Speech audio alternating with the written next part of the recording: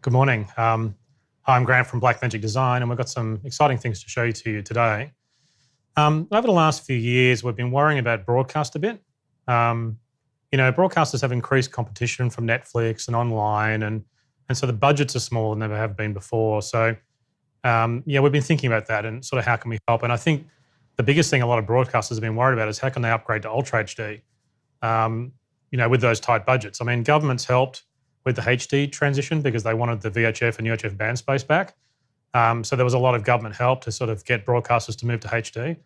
But there hasn't been any government help really to move to Ultra HD. So that's becoming a bit tough. So if you're a traditional broadcaster with a tighter budget, how can you move to Ultra HD? They'd like to, but it's not something that they can really do. So we thought, well, how can we help those traditional broadcasters? But at the same time, how can we sort of help a new emerging group of web broadcasters? There's like a whole new industry of web broadcasting that's coming online. So that was also something we were thinking about. Web broadcasters need the same high-end workflows that traditional broadcasters have been used to. So both groups need help. And we started Blackmagic Design to do this. This is our job, this is what we do. So we've been thinking a lot about that, and we'd love to show you some of the new products we've done to help that. So I think the first thing to talk about is switches. So in the past few years, we've changed all our switches. We've got a great range of Ultra HD models. They're great switches, very professional, 6 and 12 GSDI models, but they do SD and HD. I mean, quite a range.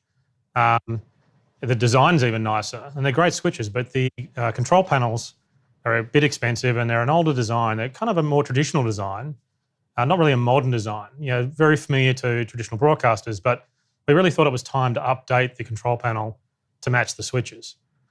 The first thing to do is bring it out and show you what we've done. So here it is here. Here's the new 1ME, ATEM 1ME advanced panel. As you can see, it's a much more modern design. It's less cluttered than the other model.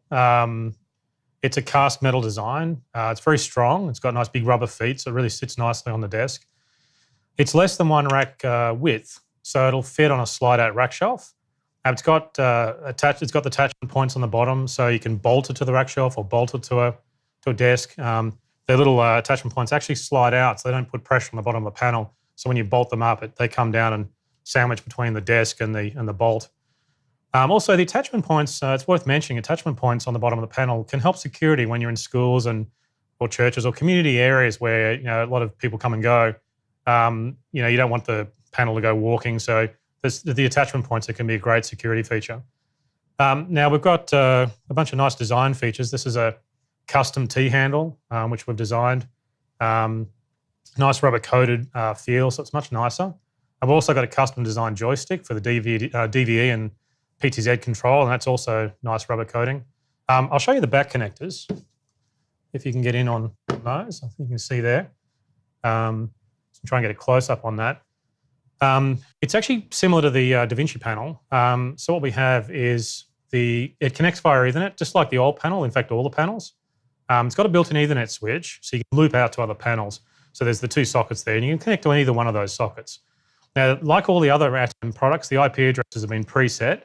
So what that means is you can plug various products just directly with cables. You don't need an Ethernet switch. You can just use the Ethernet cable between the switcher and the panel and a computer running the software, and it all just works.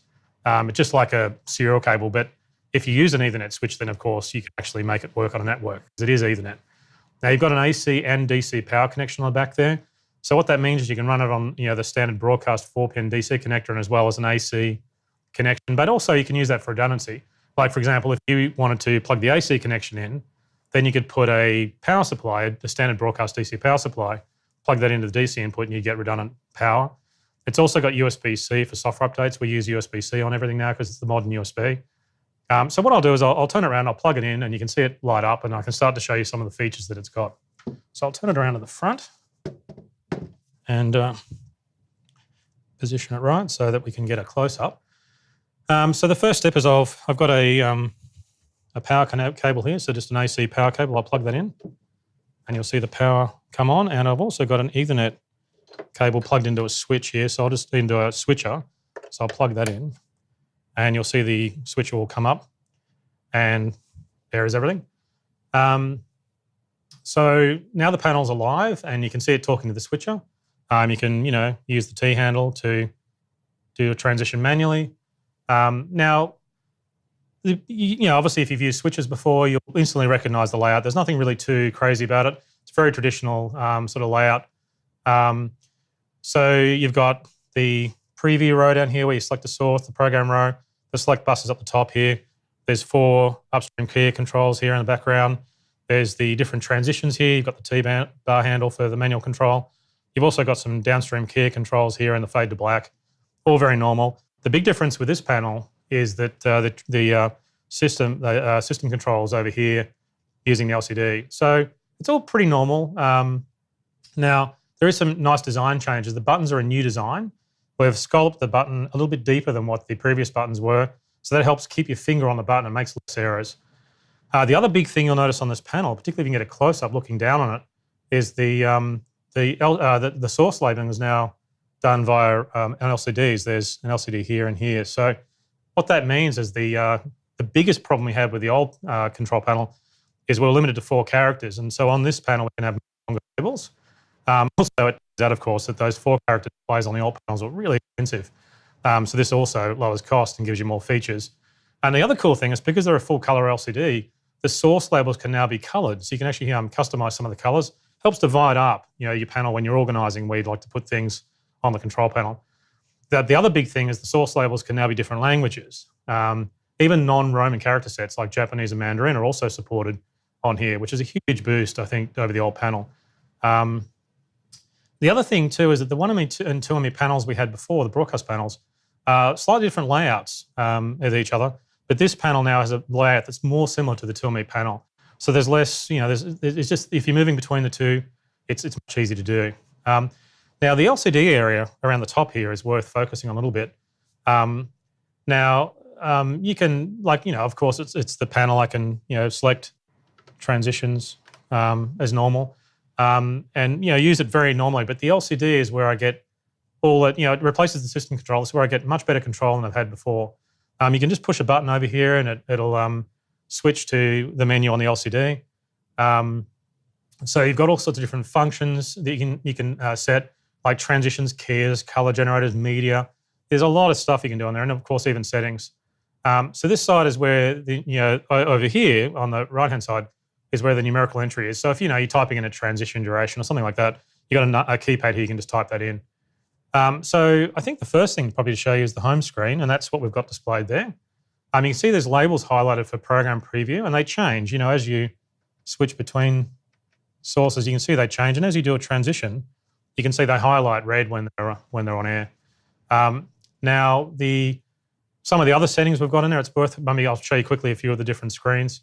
So there's we show DVE transitions. So if we go and have a look at that, I think there you can see the LCD now shows the DVE transitions. We could show you the keyer menu. That's over here. So you can see the keys now illuminated. The other thing too is that if you select one of the keys, if you push the different keys, it'll automatically select that menu. So it's much faster if you just want to adjust a keyer. The LCD will keep up with you, even on the main button panel. Of course, you can also do button mapping on the panel. You can actually decide what sources are on what buttons. So it really allows you to kind of take away sources that you're not using. You might have different sources, like the TV studio switcher, for example. It's got HDMI on the first 4 inputs and SDI on the second 4 inputs for a total of 8 inputs. If you're not using HDMI, you might want to map the SDI inputs down to the bottom of the row here, put some other media players somewhere else. You can do full button mapping on this panel, which you could do on the other panel as well. So if you want to look in the settings, and then you can go to button mapping, and there you can see it. And you can turn the knobs, and you can adjust quite a lot of features, because obviously we've got the LCD menus now, so there's more you can do. So you can set the source for each button. You can just scroll, but you can also set the label color and the button color. So it's nice having the button color. It's another new thing. You've got a few different colors to choose from, but you can also, it makes it much easier to divide and organize the panel. Things get busy, and it's another thing to help you organize where you're putting everything. You can also, the other thing that's really nice about this panel is you can program macros on it and you can trigger them really nicely. So for example, if we go to the macro menu there, you can see, if you can get a close-up of that, I'm not quite sure. Yeah, you can see it there. You can get control of macros. Now, that's even a little bit more powerful, but I'll show you this select bus. So see along the select bus here first. Say if I select key 1, which I've actually got on air at the moment, what will happen is now the select bus is active and I can see all the sources, and I'm selecting the sources for that keyer. But what's also interesting is I can trigger macros from this select bus. So it is a select bus like the other panel had, but now it's also a macro bus. So if I select the macro button, you can say they're all illuminate blue, so it shows you that it's in that macro mode, and all those source labels have changed to the different macros that you've programmed. So I think that's a really fast way of triggering macros. You can not only program the macros on here, but you can trigger them really fast just by pushing that macro button. And when you push it back, it goes back to being a select bus. But you can also do aux control from the select bus as well. So if we want to do that, all we have to do is select an aux in the menu, which is down there. And you can now, of course, you can scroll through the sources on the knobs, but you've also got, say if I do this one, I've now got, so I can scroll through those. So I've got some button mapping on here, but you can also now select the different auxes and they illuminate white. And the reason they do that is because that's the same as the ATEM Television Studio switcher that we have. You know, when you push that aux button on the top right-hand side, the source buttons go white. So white's like an indicator that the panel's in aux mode. And I can get back to the home button whenever I like. So you can see it's a really professional panel, but it's also easy to use. And some of these extra features we've got capable, we can do now because it's a much more powerful panel. The custom labeling will let us do these things. So it's a professional panel, which but it's easy to use. And to me, easy to use doesn't mean to say that it's dumbed down in any way. Easy to use means it's faster. And so they're absolutely locked together. The easier something is to use, the faster it is. So it's one of those things that sure, it can help new people coming into the industry, but what really matters is speed. You want to go fast. That's the point of having a panel like this. So there's many more features than what I'm really showing here. It is a professional, fully featured modern control panel. It includes really powerful features, such as the more modern design, obviously, the new button design to reduce errors. The button labels use the LCDs now, so you've got really a lot of control in there, and we're going to be able to really incorporate a lot of feedback from people as well because, it's a very software-driven panel now. We can do a lot more with it. The built-in LCD for the system control is really nice. It's just such a fast way of doing things. The labels are bigger, more easy to see than those small buttons we had before. The new T-bar design just feels much nicer. And it works with all Blackmagic ATEM switches, even the really old models, the original models that we launched, even the original TV Studio and the original ATEM production switches that we did. It's portable, it fits in a rack width. So this new control panel is much more than a basic panel. But the great thing about it is the new ATEM 1ME advanced panel is cheaper than the original older model. So if we can put up the slide, you can see the price. It's going to be available today. It's in stock and it's $2,995, which is just under $3,000, and you'll be able to get it today. So you might have noticed that there's 4 buttons on the panel that I haven't talked about, and these are the ME selection buttons. Now there's 4 of them because the panel can control 4 MEs. So I've got ME1, ME2, ME3, and ME4. Now, but what's interesting is we didn't have a 4ME switcher until now. So today we're going to be introducing a new ATEM 4ME Broadcast Studio 4K. Now it replaces our other high-end 12G SDI 2ME Broadcast Studio model. It's got similar features. It's a very high-end switcher. I'll bring it out and show you. Getting a bit busy under there. So here it is there. I'll put it there. So in fact, what I've been doing is I've been using that switcher with this panel. That's why I've been able to actually select the 4 different MEs. Now this switcher has the same features as the 2ME Broadcast Studio 4K it replaces. It's got 20 12G SDI inputs for all HD and Ultra HD formats. In fact, I'll turn it around quickly so you can see the back. So you can see it's very similar to that of the switcher. Each input's got full resync. And obviously the 12G SDI allows a frame rate up to 60 frames per second. So, it does the high frame rates that broadcasters use. You can see there's 6 independent aux outs. It's also controlled from the front panel. I'll flip it back around again so you can see the front. There it is there. So you can see it looks very similar. So you can control the auxes from the front panel. You've got the 6 outputs and you can route all the various sources into it. It's got 18 SMPTE wipes. But They're also used as pattern generators. There's 2 color generators. There's 2 built-in multi-views that work in Ultra HD or HD. You can switch them between what you need. So you can see 16 sources in total, plus program and preview. It's got the built-in audio mixer, which allows you to mix all the inputs. It's got analog inputs like the 2ME had. It's got a media pool with 360 Ultra HD frames of animation in it, plus the extra frames of stills, and 1,440 frames in HD. So it's got a lot of media in it. Still got the full 2D DVE with zoom, pan, and rotate. It's got the SuperSource processing engine. That's a whole separate multi-layer processing engine with 4 DVEs in the background that composites like picture-in-picture type effects and comes in as a source. It's got the 2 downstream keys for graphics. And like the older model, it's a very professional switcher. So you can see a lot of it's very similar. But there's some big, powerful new features it's got. This new model has obviously the 4 completely independent mix effects rows. So it's a true 4ME switcher. The new 1ME advanced panel controls all of them just by pushing a button. But we've also upgraded the software to allow you to control each ME. So what I'll do, I'll quickly show you that. In fact, I'll plug in the computer. I've got a Mac there, but it obviously comes with Windows and Mac software. I'll plug in the Ethernet cable. I'll loop out of this panel into the software so that the software comes up. And we've got a HDMI connection out of the computer here, so we can switch to the computer interface. So let me show you the MEs. In fact, I'll show you it on the software. If we can bring the user interface is up. So you can see I've got the user interface here. Now ME1 is down the bottom here, but ME2, 3, and 4 are up here. So you can see before up the top of the software, we only had ME2, but now this is a 4ME switcher. We've got these tabs here, and we've got ME3 and 4 control as well up the top there. So what that means is you don't actually need a control panel to run the 4ME switcher. But it can be a bit overwhelming using a 4ME switcher with a software control panel. So using a hardware panel is much faster. And so, obviously that's where most people will use it. But it is nice that you can still use the software. Now, the really powerful thing about this new 4ME switcher is that we haven't just added 4MEs. We've also got a whole new ATEM Advanced Chroma keyer. It's a completely new design. It's much more powerful than the older keyer. And the best news is there's 4 ATEM Advanced Chroma keys per ME.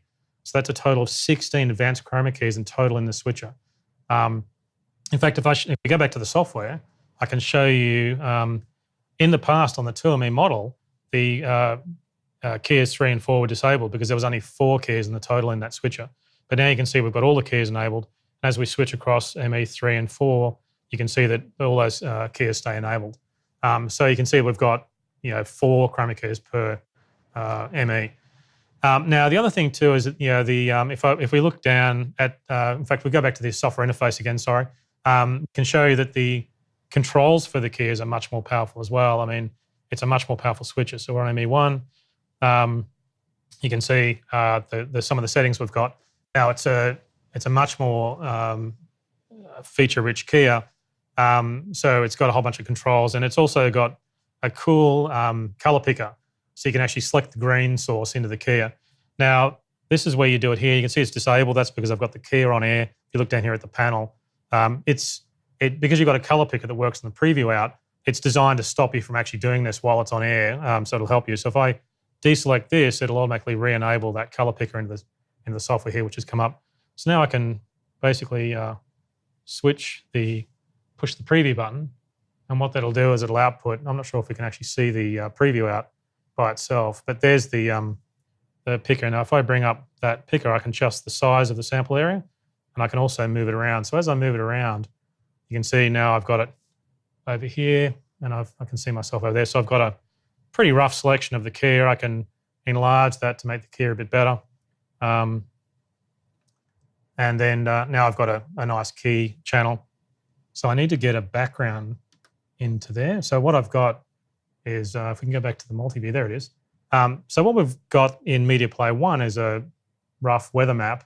And now what I've done is I've selected that as the background, and it's coming into the key. So I don't think I've got a bad key considering I'm using the switcher panel upside down. So there you can see it's pretty easy to use. We did a quick key. We've put her over the presenter, there's a weather lady on over the top of the weather map. And so, even that key result's actually pretty nice. Now, there's a lot of extra features in here as well. So in fact, I might scroll down. If you go back to the UI a little bit, you can see some of them down here. Oh, there's a lot. I mean, it doesn't even fit on the screen. But we've got, settings in there for it has good chroma correction for spill. There's also flare suppression in there, some foreground color adjustments.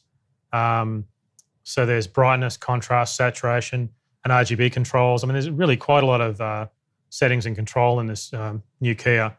And of course, the ATEM Advanced Chroma Key still does Luma key and pattern key and DVE key as well. I mean, that's still in there. I think the thing that's amazing is that there's 16 completely independent copies of this key in the switcher. So I think it's much better now that there's than the total of 4 keys in the older Telme Broadcast Studio model. With 4 of these advanced ATEM keys per row, it's good for virtual set work where you've got a bunch of cameras with backgrounds. So, it's really, I think it's going to be much more powerful. It's something that people have asked for. And it's also logical. I mean, the small switches have 4 keys on one row because they're only a 1ME switcher. Now we've got that consistency. So if you've got a workflow used to where you're using more than 2 keys on the row, you can just scale up from a 1ME switcher to the 4ME switcher, and it's just the same. Each row is the same. So I think that's really nice.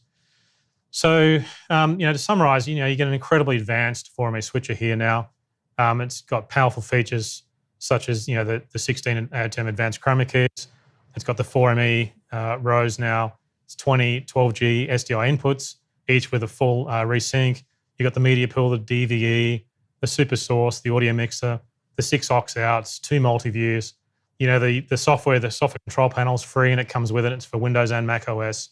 So we can bring up the slide and show you the price. This is an extremely powerful switcher for really high-end work. It's also available today for $5,995. And it's fully supported by the new ATEM 1ME Advanced panel, as we've been showing here. And also the ATEM switcher software update 7.3 supports this switcher as well. So that's the software you need to get for that. But we've got some really good news for the ATEM Telme Broadcast Studio 4K users.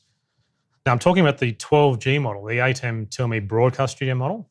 This design is actually similar. The new model is very similar in design to the older model. So what that means is you can actually upgrade from the Telme Broadcast Studio to the 4ME Broadcast Studio. So what that means is you can actually now upgrade and go from the 4 chroma keys you had, the older model, older style chroma key, to 16 of the ATEM Advanced Chroma keys. So this upgrade will completely transform your switcher. I mean, you're going to go from Telme to 4ME and get 16 of the Advanced Chroma keys. Now, the great news is this software update is completely free. If we can bring that slide up, you can see, well, there's not much to see because it just says free. That update is actually available today as well. So all you need to do is download ATEM Switcher Update 7.3 to get the upgrade. I think it's really exciting to be able to do this for free. It's sort of, in many ways, it's our way of saying thanks to the original customers of the switcher because, by buying the original switcher, you help pay for the engineering for the new one. So it's really nice that we can do this update for free of charge. In many ways, I think this is probably one of the biggest updates that a product's ever had, and it's totally free. So now the next thing we really wanted to address is, that there's some problems with broadcast cameras that we really wanted to fix. As we talked about, we want to lower the cost to allow broadcasters to move to Ultra HD. Budgets are really tight. There's no money to upgrade to Ultra HD in broadcast, really. But, if you talk to people in broadcast, they do want to move to new technologies. Everybody likes the new technologies. So it's sort of stagnated because of those tight budgets. But there's some other problems too that broadcast cameras have. Cameras for broadcast tend to use strange file formats, like camera formats, and also some odd media cards. The media cards are very, sometimes it's even tapes, but they're very proprietary to the TV industry. So that's an issue. Another problem we thought that really needed to be looked at was sort of the unused time that cameras suffer from. Cameras in broadcast spend a lot of time packed away in their box.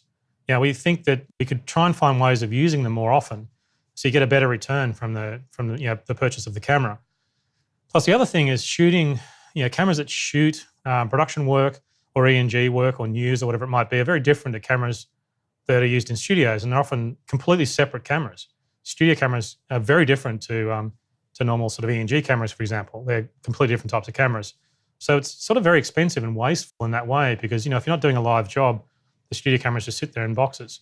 So we think there's a lot of problems we can actually help with with broadcast cameras. So today we're going to announce a new camera called Ursa Broadcast. In fact, I'll bring one out. I've got one here. In fact, I'll move this out of the way. We'll put our switcher out of the way here. Make some space. Here is Ursa Broadcast. See there. Now, Ursa Broadcast it's a professional camera with Ultra HD, but it's also great for regular HD as well. It's based on our Ursa Mini Pro digital film camera, but it's got a smaller 4K sensor for B4 lenses. Our digital film cameras have large sensors, so they've got a very shallow depth of field. But Ursa Broadcast has got a smaller sensor, so it's designed for B4 lenses, so you get a really wide depth of field. Shallow depth of field is nicer for film work, like it's very creative. But broadcasters need to really have everything in focus. You don't want to be chasing focus. So a wide depth of field means you're not really constantly trying to refocus on everything. B4 lenses are also a global broadcast standard.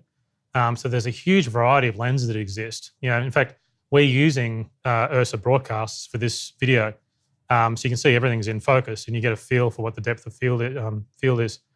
So I think it's really exciting.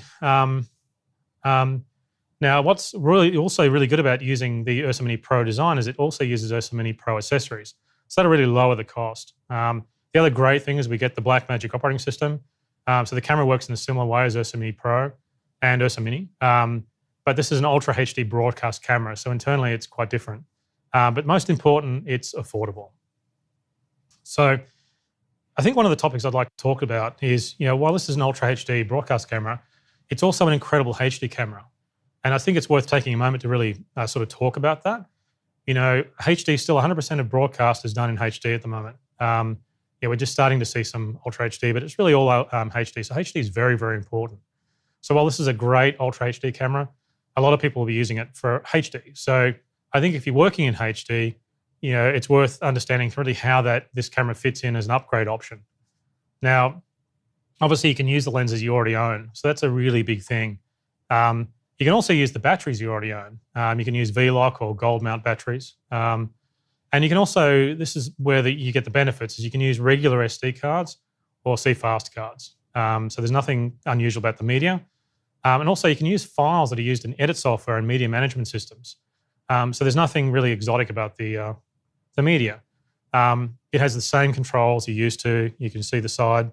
It's very familiar broadcast controls and features. And of course, it's an Ultra HD camera, so you got lots of extra pixels. It takes the Ultra HD images and downscales them to HD, so you got a really good quality image. So this is a very, very good upgrade, even if you're just working in HD. Now, if you don't own a lens, you can buy lenses on eBay for a very low cost. What's interesting is, and one of the effects that I've noticed is broadcast cameras have generally been so expensive, every time you bought a new one, people end up buying a new lens as well. So what it meant is that a lot of the old cameras were sitting in their boxes with their old lenses on them. So there's actually a lot of lenses out there that are available, and you can pick them up on eBay at quite affordable costs. Now, the camera works with any B4 lens, so you can even use the older analog control lenses or the newer digital control lenses. And we've tried out a bunch of HD lenses that we bought off eBay, and we found often we could get 2.5K or even 3K out of some of them. So a lot of the HD lenses actually perform very, very well, even if you can do a bit of Ultra HD shooting with them, and they can do quite well. If you haven't used one of these broadcast lenses before, and if we can move across here a little bit, you can see two of the Ursa Broadcasts configured, and we can see we've got lenses on the front. Now, the difference with B4 lenses, if you haven't had any experience with them and you've used photographic lenses, they're parfocal, which means that the focus doesn't change as you zoom.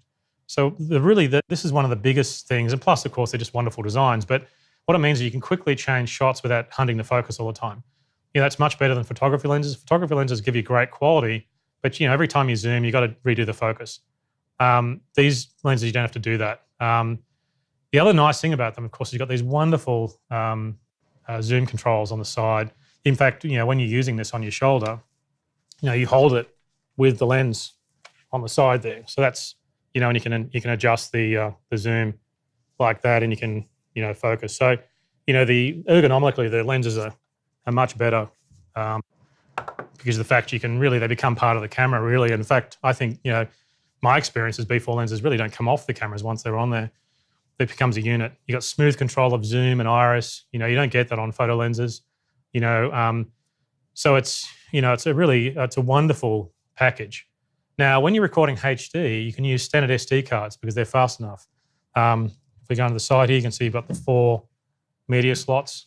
Now, the camera supports both interlaced and progressive HD. So if you're still using interlaced, a lot of broadcasters are using interlaced, of course. It works fine with that. It also supports DNX HD 220 and DNX HD 145 and ProRes, of course.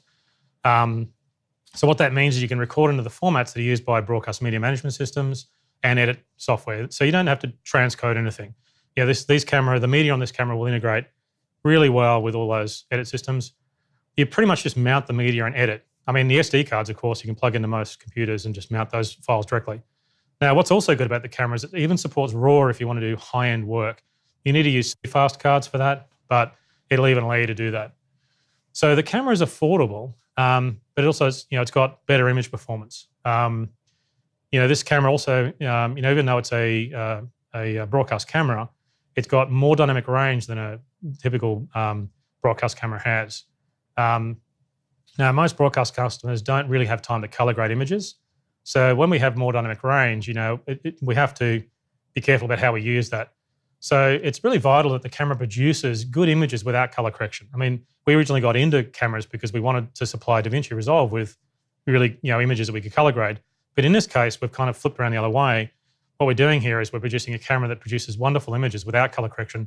So you can really, mount the media, edit the material, and get it to air quickly. Now, you can actually also select the video gamma for regular shooting, which is the mode that it's got, and that's pretty much what you'd normally use. There's also the film gamma, so that you get all the dynamic range from the sensor. There's 12 stops of dynamic range on the sensor, so it's more than a simple video camera. And you can select film and get that, which is similar to what the digital film cameras we have do. So if you do want to use color correction, you're doing high-end programming work with this, then you can do that. But there's a new extended video mode, which captures that dynamic range but produces good images. So it's got the benefits of film dynamic range, but without really needing to grade the images. So what we do is the camera maps that dynamic range into the video image. So it produces nice looking images that kind of incorporate the dynamic range. So it's kind of between film and video, the nice looking pictures that really handle highlights and stuff very, very well. But you get the benefits of just being able to shoot and edit. Of course, the extra dynamic range is really great when you're working in HDR. If you edit in DaVinci Resolve, you can use that dynamic range and finish in HDR because it does that. One of the things that's worth also mentioning, this camera includes 3D LUTs. So if you're doing some serious programming work, you can load a couple of LUTs, 3D LUTs into the camera. We've got some new LUTs actually we're including with the camera. There's a Rec 2020 hybrid log gamma and a Rec 2020 PQ gamma 3D LUT that's now included with the camera. Now you can select those LUTs and output that on the SDI output. So as I said, if you're working in HD, there's lots of extra resolution. You get really good RGB frequency response. It's a full HD, ultra HD, image that's captured from the sensor and downscaled to HD. So it really produces a nice full frame and wonderful quality. Now, as an ultra HD or HD camera, there's a flexibility issue that we talked about before, trying to utilize the camera more. And what we've really done is it's 2 cameras in one. And we kind of pioneered this a little bit with Ursa Mini Pro, but in this camera, it's really more focused and designed on for broadcast. So what this means is, you'll spend more time, this camera will spend more time working for you. It's 2 cameras in one. You can use it as a production camera for regular shooting or as a studio camera. So this means if you can reconfigure the camera for different kinds of work. So this is a really big thing. It's basically a studio camera that records, or it's a production camera with a sort of studio camera hidden inside. This is very important. Live switching, multi-camera live switching is an extremely fast way to do programming. Of course, live multi-camera switching also lets you do live streaming. It's an extremely fast way of doing production work. And so you can change over doing production work or live studio work at any time. It's extremely flexible, extremely fast, of course, when you're using it in a studio configuration. So you can really keep using the cameras for different kinds of work. You can just shift around for different kinds of jobs. You can use, if you get a big job, you can grab every camera you have, bring them all into that really large job. So to summarize, I think that we've got similar features to the Ursa Mini Pro as far as controllability, and the features on the outside. I'll close the door so you can see them. We've also got the interchangeable lens mount that Ursa Mini Pro has, so you can change the lens mount if you wanted to. For example, if you were doing some film kind of work, which you can do. Now, Ursa Mini Pro lens mounts, we've got EF lenses, which are Canon style lenses. We've got F mount lenses, which are Nikon lenses, and of course PL film lenses. So you can switch over to that. Particularly, say for example, if you're rigging a camera on set and you want to use one of these cameras on set, you don't have to worry about using a big broadcast lens. You could actually just change it to a EF lens and put a photography lens on there because it's a locked off camera that's on set somewhere. Now we also have, if you look at the front, we've got the ND filters. Got 1/4, 1/16, and 1/64 ND filters. Terminology is a little different because it's a broadcast camera. These filters have been designed to match the colorimetry of the sensor, and they also handle IR, infrared, really well. We've got the really great broadcast controls on the side. You get similar features to the Ursa Mini Pro, so I won't go into a lot of detail here.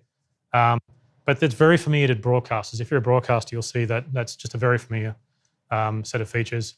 On the side, we also have a status display with timecode, camera settings, input timecode, record status, things like that. There's a speaker on the side that's near your ear if you're using it on your shoulder. There's linear adjustments for iris, headphones, and speakers there. There's user-definable buttons on the LCD, below the LCD, sorry. There's a HFR button, a high frame rate button, which allows you to instantly switch across to the high frame rate. So if something happens with some action in it, you can just get to that higher frame rate quickly. The transport buttons are there. There's audio level adjustments there. There's an audio meter on there. There's the fold-out LCD, which I've shown you. It runs the Blackmagic OS, so the menus are really easy to use. In fact, the menus, the LCD menus duplicate all the camera settings on the side. So you've got actually a redundancy. If any of the controls got damaged, for example, you actually can do the same adjustments, controls on the LCD that folds out. You can even power the camera up if the switch got damaged. You can even do that. But also on the LCD, you've also got the ability to change file formats, change the record resolution. You can load camera presets. You can save and load presets. You can load the 33-point 3D lookup tables. You can adjust audio. You can format media cards. So there's a lot of control you have in those menus. And also on the LCD itself, when it's displayed, and I won't go into detail on this because Ursa Mini Pro already has that, and we've got a lot of information on our website about it, but you've got overlays on the LCD for time code, record status, histogram, audio meters, card status, and time remaining, and iris and shutter and color temperature indicators, which you touch and you can then adjust them. There's battery status and a whole lot more. So there's a hell of a lot you can do on the LCD. Also, of course, on the inside, when I fold the screen out, you can see, just like Ursa Mini Pro, you've got controls for iris, focus and transport controls and things like that. You can see the 4 media slots in there. So there's 2 SD card slots and 2 CFast card slots. Remember, the SD card's also UHS 2 cards, so they're the faster versions of the SD cards. So what that means, the reason for the 2 slots, which is the same as a lot of other cameras we have, is continuous recording. If you're doing an interview with someone and it's someone important, you don't want to have to stop the recording to change the card. So when one card fills, it continues recording onto the other card, and you can change the full card while it's recording. So we have that on a couple of other cameras as well. Now there's a USB-C connector up there for updating the camera software. So on the rear, on the back here, you can see we've got the plate off. You've got a spot for a battery plate, or also the SSD recorder. It works with the Ursa Mini's SSD recorder. If we look around the side here, we've got the 12G SDI output, which outputs HD and Ultra HD up to 60p. This also worth mentioning, particularly important for a studio camera. This camera has a lot less latency than the Ursa Mini Pro had. It's got less than 1 frame of latency now. So when you're using it for studio use, you get a really, you want obviously less latency as you possibly can. Like I mentioned before, it supports 1080p and 1080i, as broadcasters often use both. The web guys tend to veer more towards progressive formats, whereas the broadcast guys standardize on interlace formats, but you can just change the camera over to whichever one you like. Now it's got the 12G SDI input, which is a program return, and you use the PGM button, the program button, to switch the viewfinder, or obviously the viewfinder mounted on top, to see the program return. But that SDI program return is how we also support tally, camera control, and talkback. So we do it all through that one SDI. So the 2 SDI links essentially give you a 2-way talkback, and the tally comes back.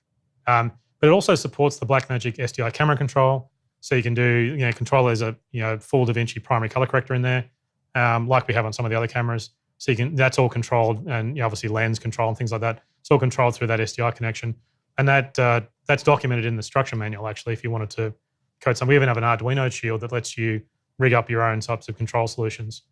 We have some new commands we've actually added also to the SDI control protocol, which is documented in the manual. And we've also fixed a bug.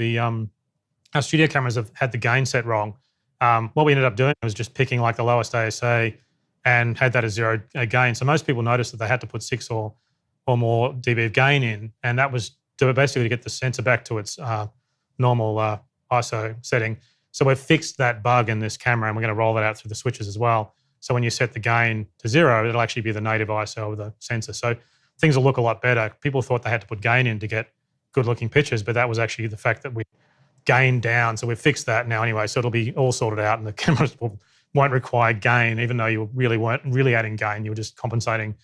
But that was a sort of a bug that got lost between the switcher team and the camera team. But we fixed that on this camera, and we'll roll it out. Obviously, we've got the reference input as well, and we've got the broadcast standard 4-pin XLR 12-volt power input as well. And it comes with one of those 4-pin 12-volt power supplies.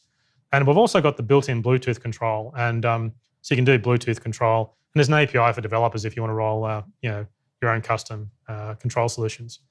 Now, as I mentioned, it's the same accessories as Ursa Mini Pro and Ursa Mini. So it supports battery plates, the V-Lock or gold mount battery plates. We have battery plates for either type, depending which type of battery you're using. You'll obviously want to use batteries that you've standardized in your facility or station. Uses the Blackmagic Ursa Mini shoulder kit, which we have on here. We use the shoulder kit for both studio cameras and shoulder use, particularly if you want to get it off the camera. The Studio Viewfinder bolts on with a V mount, so you can get the viewfinders off and change really quickly, so you can go from a studio camera to a shoulder mount scenario, even if you're doing that live really quickly. So do that.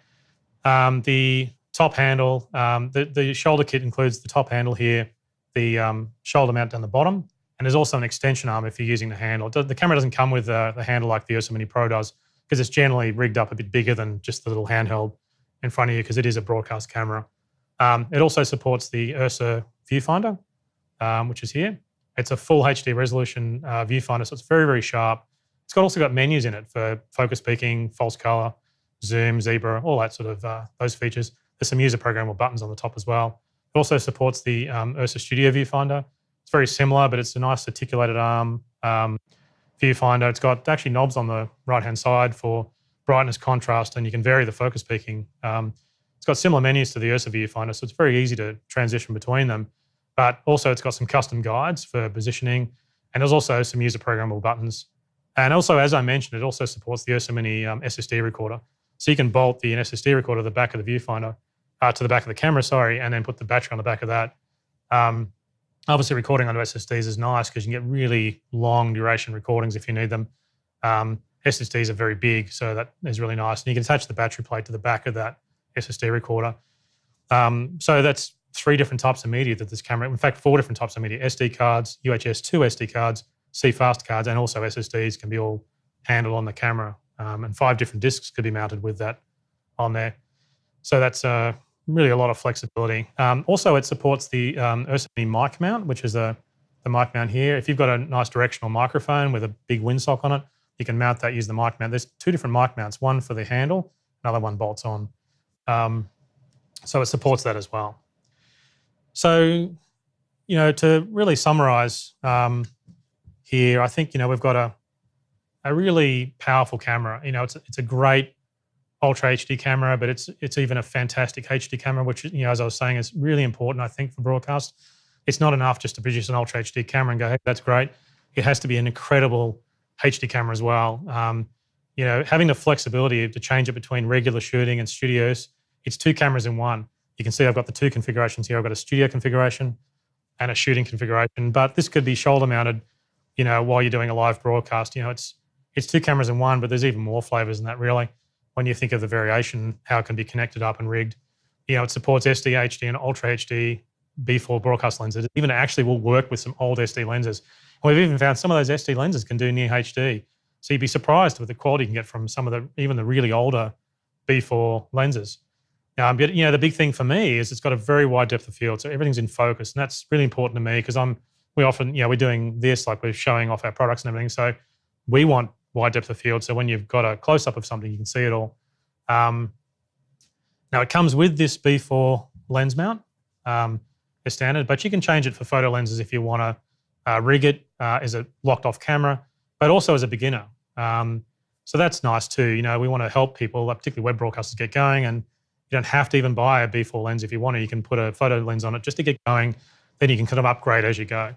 But the big thing is this camera does not use any strange lenses. It's just normal broadcast lenses, nothing proprietary. There's no strange batteries. It uses open standard broadcast batteries. There's no strange media cards. It's just off the shelf SD cards, the fast UHS-2 cards or CFast cards, or even SSDs. This is totally normal. You can get them from stores, computer stores and camera stores. There's no difficult file formats. This just uses DNX and ProRes for NLEs and media management systems. And you can even record to RAW if you want to do some high-end work, which a lot of people do, documentaries and nature-type work, films, things like that. It's got better dynamic range than most broadcast cameras. So I think that's going to be really nice as people transition into HDR and other workflows like that. So we think it's really the world's first affordable professional broadcast camera. If we can bring up the slide, you can see the price. It'll be available from today for $3,495. We think this is going to help change broadcast. I think it's going to help traditional broadcasters upgrade to Ultra HD. It's going to help a new generation of web broadcasters buy truly professional cameras. We've seen these guys struggle with DSLRs. This is the same price as a DSLR. Why would you use a DSLR and fumble with that when you can have all these feature set? So I think it's going to be really powerful for web broadcasters. And even freelancers can afford to upgrade their gear. They can pay it off faster. The quicker you pay off a camera, the quicker all the income that you have from that camera is profit. So you really want to get into that mode as quickly as possible. That affordability reduces risk. So you can take on a much wider range of work. And you can also push to do more work in Ultra HD as well, because that work is future-proof. So you can kind of try to move your clients into Ultra HD.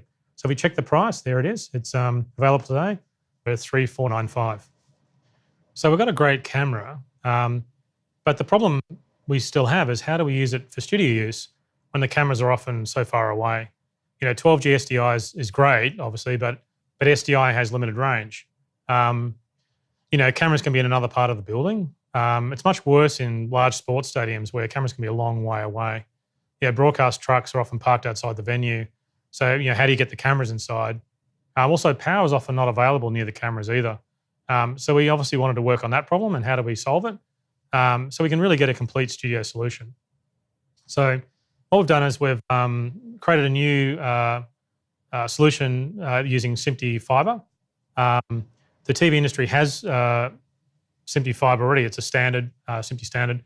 So we've got two new optical fiber products that use SMPTE Fiber. One for each end of the fiber, obviously. One side is for the camera and the other side is for the switcher end or the studio end. They both use SMPTE Fiber. So they, and of course, they even add studio controls to the back of the camera that broadcasters are familiar with. When you're using a studio camera, you operate it from the back. So we've also got to add controls. We actually talked with broadcasters and asked them what they'd like in a product like this. And the two big things that really came out of those conversations was industrial, strength design. It's got to be a good, solid design, but also familiar controls. So there's no retraining. And so we've done that. That's what our goals were and what we're focused on. So we've got the Blackmagic camera fiber converter for the camera end, and we've got the Blackmagic studio fiber converter for the studio end. This solution allows us to power and extend the camera up to 2 kilometers away from the switcher. They both use SMPTE Fiber, which is a TV industry standard. Actually, I'll bring them out. So I'll pause for a second. We'll just bring them out. So here is a collection of things under here. Here's the studio end. And here is I'm going to find everything. I'm running out of space under there. And here is the end that goes on the camera. Now, all broadcasters and high-end broadcast trucks use SMPTE Fiber. It's a standard. Generally, the devices that use it are proprietary, but the fiber connection itself is standard. If you haven't used SMPTE Fiber before, I might take a moment just to explain what it is. what you get down a SMPTE fiber is power, fiber, and a fiber pair and data down the same cable. And because broadcasters already have SMPTE fiber installed in their buildings, you can just plug it in. It'll use the infrastructure essentially. They already have, or you already have. So if I could show a slide of a SMPTE fiber, you can see the cable ends there. So you can see there's a different sex for either end. So you can actually also daisy chain the cables. In fact, I've got a SMPTE fiber here. I'll bring one out. Here is one. This one's a 10-meter one. So each end is a little different. You can daisy chain the cables. On the camera end, it pulls back to unplug. There's the plug there. In fact, what I'll do is I'll bring it out. So there's the camera end, and on the other end, and it pulls back. This ring pulls back to unlock it out of the camera, and on the other end, the studio end. Here, this ring pulls back to disconnect it. So it's pretty easy. So what I'll do is I'll plug in one of the converters. In fact, I'll use this cable. So this end, I'll plug into this cable, into this camera here. So I've got I'll plug it into here. So I'll just undo the dust cap, and you line up the little red, there's a little red dot. And so that just plugs in. And the other end here, I'll plug into I've got a couple of SMPTE fiber converters in the rack here. So I'll plug that in. And you can see I can unplug the protection, and plug that cable in. There it is there. And it plugs in. Really solid connector. So it's one single cable for all the video, power, talkback, tally control. It's very clean, as you can see here. The connector on the studio converter is tilted down to help stop dust getting into the connector. Now, the one thing that's worth mentioning, we had someone ask about it, why is the connection on the front of the studio fiber converter? Well, the SMPTE, this connector here is essentially your optical patch bay. It's a very robust connector. It'll last for years, but also if there was damage, then we can easily change it. So we have this as a spare part, and the internal connections, the tails that come off the back of that connector, just plug into the circuit board. So our thinking was, when we looked at some of these big trucks and how they were installed, is they often had to have a separate optical patch bay that goes to the back of the unit, and these are expensive connectors, and so it added a lot of extra costs. So what we felt is that the front of the product is actually the back of the product. This will probably be installed in the back of the rack, and so that SMPTE fiber connector actually essentially becomes the bulkhead connector. That's the optical patch bay where you can plug your SMPTE connection straight into, and you've got a nice big screen right there. So when you plug in, you can see the picture up here, and you can see your cameras up. So really, it's a very robust connector. It's really easy to change. There's no sort of complicated fiber terminating. So we think it's really a much better idea to put the connection by itself on the other side of the unit. The connection's on the back here, but that means that if it's mounted in the back of the rack, you essentially got a whole row of fiber connectors you can just plug in and see it all come up. Now, what's also interesting is, and it's worth mentioning, this is an IP video connection. This is actually a 10G Ethernet connection down the fiber. So this is, it's a future-proof IP video-based design. We'll be able to open that up later. At the moment, it's pretty much proprietary end-to-end, but we'll be able to open up that later to allow you to plug into an IP, into a Ethernet switch and route IP around. So it's got, that was another thing that people really wanted to see. They wanted to see us open up the connection, the SMPTE fiber connection between the camera unit and the studio unit. Generally, they're always proprietary. So even though at the moment it's a bit proprietary because we haven't opened that up, but we'll be able to do that in the future as a software update.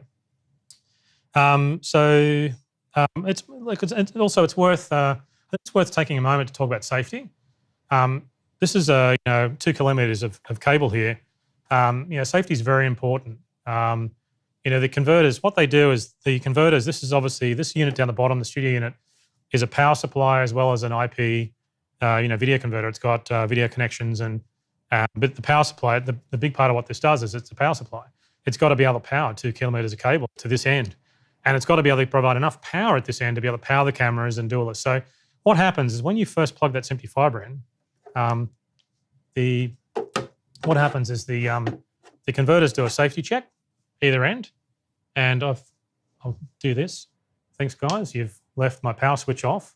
It is actually plug and play, but I'll have to turn the power on so the whole thing powers up. So what's actually happening is, you can see, you can hear it, I don't know if you can hear that, but it's just powered on. What's actually happening is when you plug the power, the SMPTE fiber in, or you plug the converter in and turn the power on, like which we just did, what actually happens is it's actually doing a safety check. They're talking to each other and they're working out if they power it up initially at low power and then do a whole bunch of checks. And when they think it's safe, then the fiber converter will come up and the voltage is switched off, but only after it's safe. So what's really happening is the studio converter here, when the power supply is really identifying that this is our end plugged in, because obviously it's a SMPTE fiber, it's an open standard. You could have something else plugged, it could be plugged into the wrong camera. So it's got to identify this unit, and when it's happy, it checks the voltage and it checks for safety, and it powers this unit up. It powers the cable properly so this unit can power up and the camera can power up. So I'll show you the other side here also, it's worth noticing, is this SDI connections on the side is how it connects to the camera. So it bolts on the back. There's actually this connector rotates. It bolts onto the back of the camera. There's a plate that you attach to the camera, then it bolts on and it powers the camera through there. And those SDI connections is where it talks to the camera. There's SDI out, of course, and there's also returns. And the reference is also provided by this fiber converter to the camera. So the power is provided by the SMPTE fiber, so you don't need a battery. So that's, you take the battery plate off and use this. It's also, as I showed, in fact, you can see the fiber has come up. There's the green lights have come up showing that the fiber and the power is all okay. So there's a lot of controls in the back, because when you're using it as a studio camera, you operate a studio camera from the rear of the camera. So you can see there's a lot of extra controls and connections there that it provides. So as you can see there, because I've plugged it on, it's powered up and it's powered by itself. I'm just showing the unit by itself here. It's powered from the fiber and self-contained. You can see the status LEDs there. So it actually means it actually does work without a camera. And in fact, we use it on one of our monitor trolleys here, so we can do a return feed to it and plug into the SMPTE fiber, and we've got it just using it on a monitoring trolley. So it connects to the, as I was saying, it connects to the camera using small SDI cables on the side, and it plugs into the back of the connections on the side here. So when it's bolted onto the back of the camera, here, these little cables, those cables are included with it, they plug into the side. So it's a very open standard. It would work with any camera really that would support a battery plate. Now on this side here, this power connection, it's normally where the battery plate connects onto on the back of the camera here, you can see. Now this will provide 12 volts at 6.2 amps to the camera.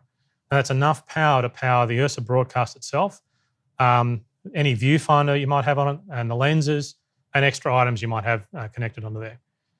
So get back to the sort of safety issue, which we'll talk about first. I think safety is a big thing to talk about.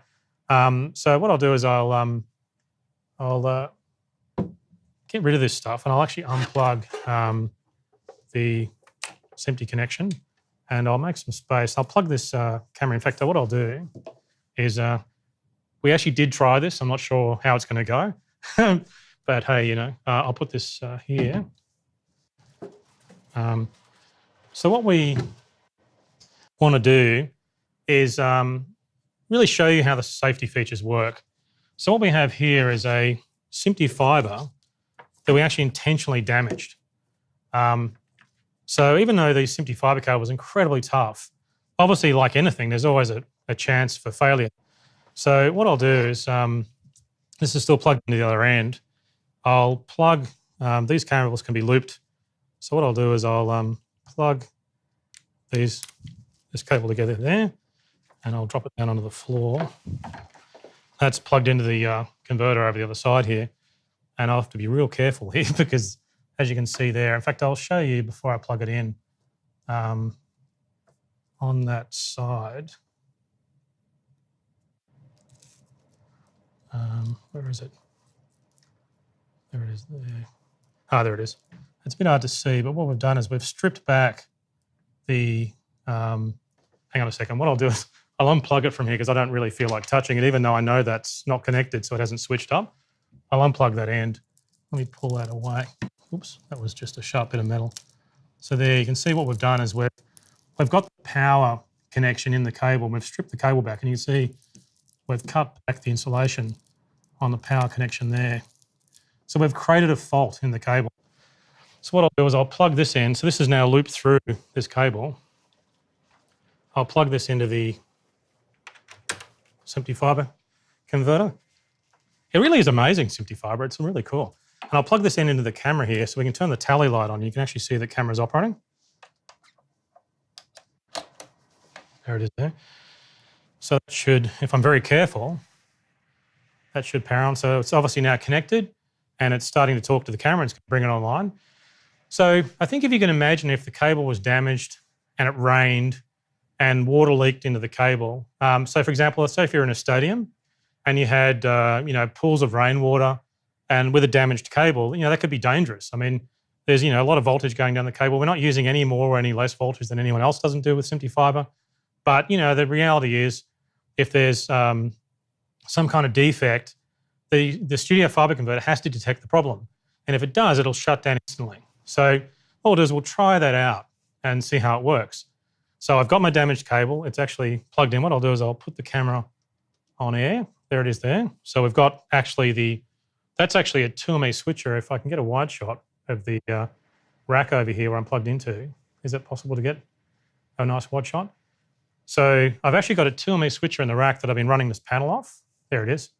So this is actually a 2MA Broadcast Studio 4K that's been upgraded to be a 4MA Broadcast Studio, and I've been running this switcher the whole time. So it's this is what in fact I've been showing the 4MA switcher running in an upgraded 2MA switcher, so you got that. But I've got my two SMPTE fibre units plugged in here. You can see the tallies coming back. They're pointed over at some charts over there. So what I've got now is I've got this cable coming out, going into this damaged cable, going into this camera. So as you can see, if I switch between the sources, you can see the tally light going on and off on the rack. And if we come back to the camera, I've got the tally on. So the reason for the tally being on is I can now see that the camera's powered and operating. So that converter over there is actually now powering that camera through this damaged fibre optic. You can see the power cable's been exposed. Now this is an exaggerated example of what would happen if a cable was damaged. I mean, we really had to work to damage that cable. It wasn't actually very easy. It's shielded by a nice earth shield. So it's a pretty strong cable, and even then, the internal power conductors are actually, shielded. I mean, inside this, if we pause for a moment, inside this cable, we've got a power pair, a data pair, and the fibre pair. And so when we damaged the cable and sort of ripped into it, there's an earth on the outside. This is actually all running, so I will not touch it. So we had to get into the power wire and then cut the power wire back. So even if a cable was damaged, the reality is the shield's going to get damaged first. Then you've got to get into the cable and damage the power cable. I don't think the camera would probably power on in that condition, but we've done it in a very careful way here. So it's a really, it's an exaggerated example of what would happen if the cable was damaged. These are industrial strength cables. It's unlikely to happen. But, we've got to plan for the worst case scenario. So what I'll do now is I'm going to get some water to simulate rain. I've got some down here. I've got a whole bunch of stuff down here. I'll reach down. I want to spill this. So here we go. Oh, God, I'm a bit nervous to do this because we actually did try this, but, I'd like everything. So now imagine if I have some water and, I've got some water in this tray. They can see the camera's powered on, it's operating, the tally light's on. So if I lower this cable into the water, this is like an extreme example of what happened if you had a cable out in a stadium, the cable was damaged and it started raining. The converter's doing constant safety checks to check that everything's okay. This is just like a live event if you've got damaged cables and rain. So let's do it and we'll see if it works. I've got to be careful I don't short it out. There it is. Camera just went off. And now if I put my hand in there, you can see that there's no safety problem and there's really no issues. Water everywhere. The camera's powered down and I touched the water and I didn't get shocked or die or anything. So everyone's safe, and that's really important. That these products can be used in all kinds of weather conditions. They could get damaged. They're pulled through different places. So it can happen. So what I'll do is let me clean up here. I'll move my water tub out of the way, and I'll show you some of the features, and I'll wrap up some of my water here.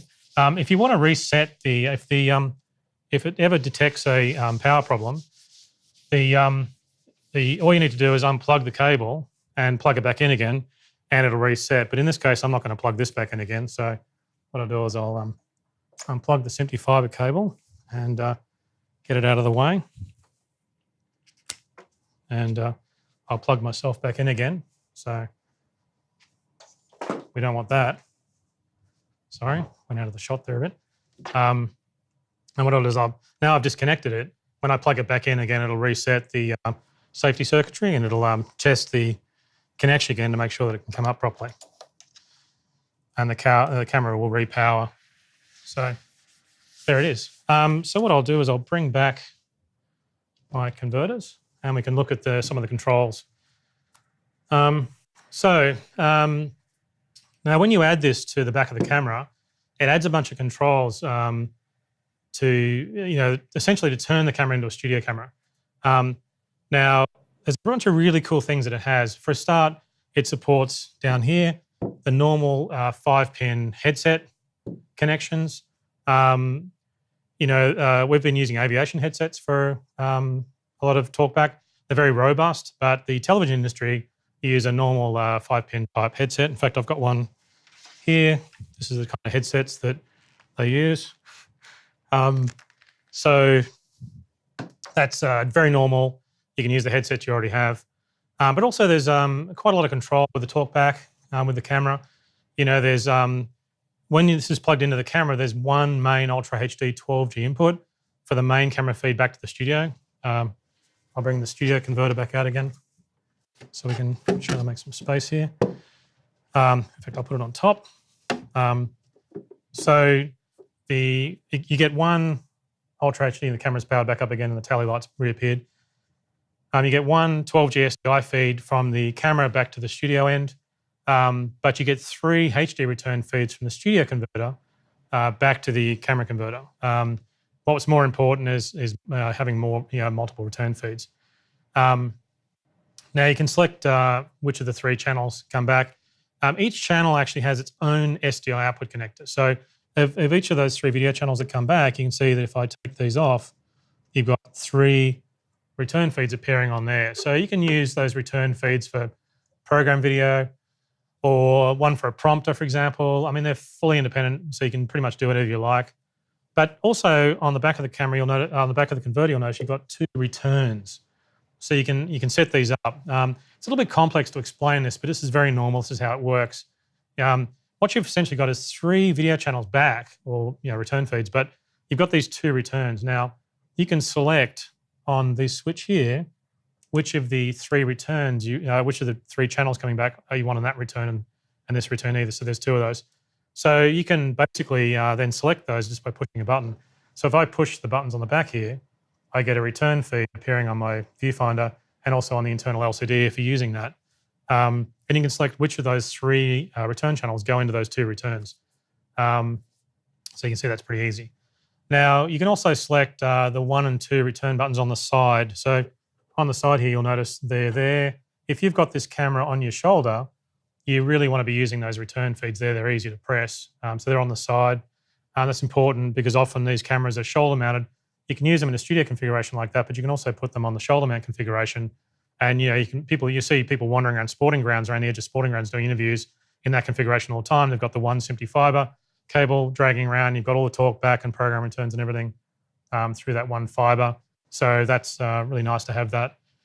There's also a call button on the side as well, which flashes the tally to get attention. So if you've got a problem, you need to get attention and you can't use the talkback or anything, because often, if you're on a studio floor, in fact, the camera guys working here can't talk because I'm talking and you'd hear it. So being able to have a call button's nice. And the reason I'm going through some of these features is if you haven't used a SMPTE fiber or studio camera before, I thought I'd go in a bit more detail about some of these features so you get a bit of feel for what you actually get if you use this kind of product. Now, what's interesting, if you look down below here, there's a mix return program. There's a return program mix. You've got the 2 talkback channels, but you can actually mix in the 2 returns, the program audio from those 2 returns into the headset. So what that means is you can mix the audios from channels 1 and 2 on the returns, or there's also a headset talkback volume control. So you can you've got a small mixer here really between the 2 returns and your talkback audio, and you can kind of get the balance right. But then there's 2 separate sets of those, one for each talkback headset you can plug in. So you can have like a director hanging off the side of the camera, just worried about that, but at the same time have the camera operator also having a talkback. So you've got 2 independent talkbacks on there, which is really nice. So these controls let you really adjust the mix of the talkback and the program audio as you like. Now, all our products actually use channels 15 and 16 of the SDI audio for talkback. And so normally that's how it operates. So what this means is this converter supports all the other products we have, but at the same time, there's also an extra talkback it's got on channels 13 and 14, and that's the engineering talkback, and there's a switch there that lets you select that. So what that means is if you're doing your regular talkback with a director, but you might actually need, on a large job, you might have a separate engineering person who's running around sort of solving problems or whatever it might be, you can switch over to that engineering talkback and you've got a whole second set of talkback. Now, there's also a mic on-off switch, so you can just turn the microphone on and off. Most of the time, camera operators don't have the mic on, but you turn it on occasionally when you need to talk. Now, what's also interesting is, before I mentioned that the SMPTE fiber actually has a data channel. There's the power pair and then there's the actual fiber pair, but there's a data channel on the cable. Now, what we've got is an emergency talkback using that data channel. Now, that data channel is used when the when the converters are first plugged in to check, who's at each end of the cable so they can power up. But what happens if the fiber doesn't come up? The converters will try and talk down that analog data channel, that sort of analog pair, so that you can still have some kind of talkback. So it kind of falls over to that, so that you can still get some communication. So you can kind of call up and say, hey, hang on a second, the fiber light hasn't come online. There's something's wrong. I'm not getting video channels and everything up. So you can still ask for help. And that's really important if you're on the other side of a stadium and it's quite a walk to get back. You can't just leave your camera. You've got to get someone to help you. So that's also there. It's like an emergency talkback. Now, it really is dependent on the cable. It's using that manual, that analog pair. So, we get a kilometre, but it really varies a lot depending on cable. You won't get the 2 kilometres, but it's hard to tell what distance you get. It varies from cable to cable. Now, on the studio unit, there's a talkback. I'll show you the back of the studio unit because again, we're working to be, really to integrate into normal kind of, higher end systems. There's a talkback connector on there, which has got all the talkback channels all broken out at analog connections. There's full details of that in the instruction manual on what the connections are. They're all described in there. But what that means, you can use third-party talkback systems, which all the high-end, those $20 million trucks all use. But also the talkback does come out on the SDI channels 15 and 16. So like I was saying, you can use the Blackmagic Studio Converter and some of the other things we have for normal talkback, and it all works very normal. The tally is via SDI, like our other switches have, but again, it's also on the connector. So you can use any tally system you like. And of course, the camera control is fed up from the switcher. It actually embeds it into here, into the IP data stream, comes up in here, comes back out on the SDI connections, back out to the camera. And so the camera control is exactly the same way as it is with the other studio cameras we have. But it's sort of, going via the optical fiber path. So what this means is all our ATEM switches can use, you can sort of interact with all the switches we have. And also our studio cameras and micro studio cameras and Ursa Minis all kind of work together with a similar sort of standards. One thing that was worth mentioning is the fiber converter also has some status indicators. I might show you down here. I'll swing the camera around if you guys can get a shot of that. You can actually see them operating. If I turn this around, get a nice view of that there. So the power is green because the full power is applied from the studio unit and it's running the camera. The fiber is green because the full link is operating in 2 directions. And the tally is actually lit red because it's it's on air. I've got this selected as the on-air camera. What's actually happening is the camera is outputting a tally override bit to tell the downstream devices like the converter that it's on air. So that's how the light indicate comes on. That's how I can illuminate the tally indicator. So I'll put those back and give myself some space here and hopefully don't trip over the cables. So what this means is, this essentially makes Ursa Broadcast a great studio camera. but it's a bit different because it records internally. The extra controls that you have on the fiber unit allow you to operate it from the rear. And also there's a couple of extra controls that it's worth mentioning. You got down the side here. Because it records internally, it's not quite the same as a normal studio camera. So we have to have a few extra sort of buttons and controls. Obviously we have autofocus and iris adjustments on the back there, but there's a record button. So that lets you trigger recording in the camera from the rear of the camera because, you're operating from it. You're generally standing here. You don't want to have to sort of reach around the side. You can push record right from the back there. Now there's also a backlight switch, so you can illuminate all the labels. They're all backlit. And the other thing too that it's got, and you've probably noticed it right down the very bottom, and I'll take the caps off, but there is a couple of extra audio inputs, and these are embedded into the SDI stream as channels 3 and 4. So the camera channels are 1 and 2, which the camera already has, and it's outputting those embedded channels via the SDI. But this unit, it gives you an extra 2 channels of audio. So you've actually got 4 channels of audio in total, channels 1, 2, 3, and 4. Now there's also a DC connector on the back, which is, I'm uncovering everything here. You can see the DC connector on the back there. That'll give you 12 volts at 500 milliamps. There's also an Ethernet connector on the side here, which will give you an Ethernet connection back to the other end. There's Ethernet on the other end. Now that's actually not supported yet. We're going to do a software update to support that, but we'll get that done soon, hopefully. And we've got a DTAP connection on the other side here as well, and that gives you 12 volts and 2 amps. So not only do you get the 6 amps out to the camera on the connection here, but you've also got another 2 amps on the side. And that's really good for the these big box lenses, because you can power the lens and the camera and the viewfinder and everything from the converter. So that's really useful having those extra power outputs. Now there's also in fact, I think it might be back around this other side, there's a PTZ connector on there as well. And that's linked to the same connector on the back of the converter here. So you can also control a gimbal mount. And there's a tracker interface on the back as well. So there's quite a lot of features, very hardcore, heavy broadcast features that this product has. Now this is all supported in Camera Update 5.0. Camera Update 5.0 has the support for Ursa Broadcast and the fiber converters.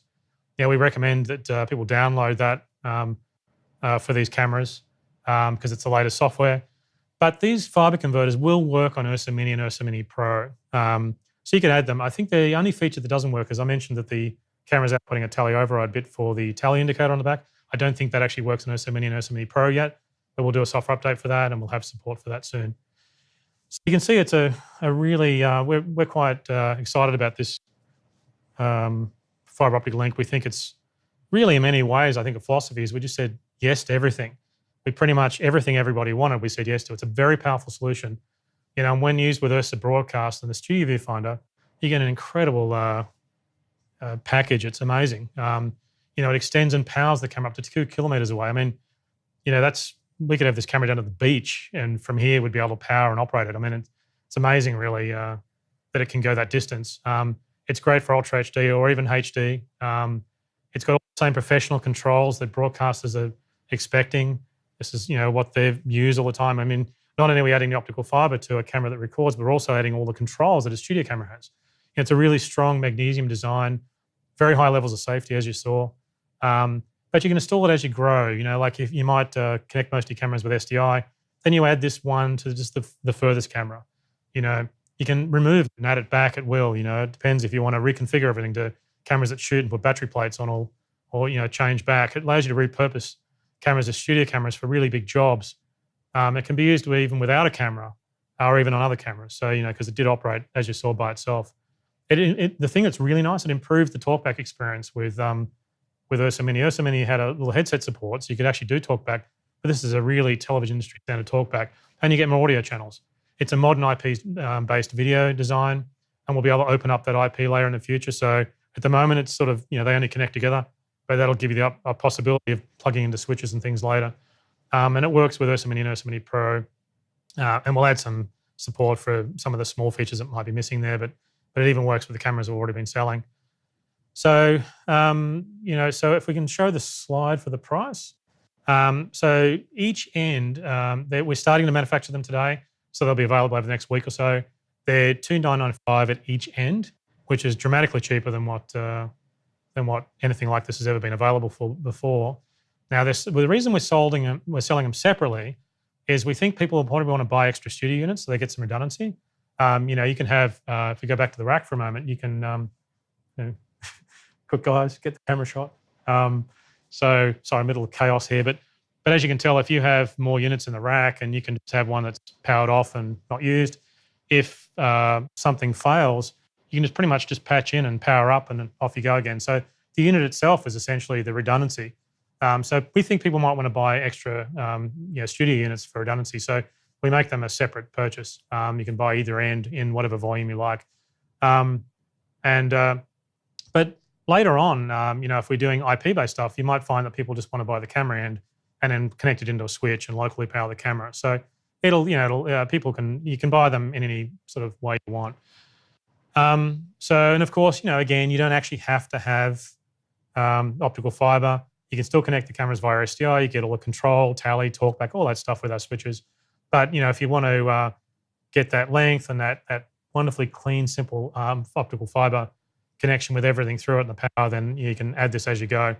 You can really just buy whatever components you need as you do more work. We think adding SMPTE fiber to the most distant cameras first is probably the most convenient way of doing it, and that'll probably be the way most people go with it.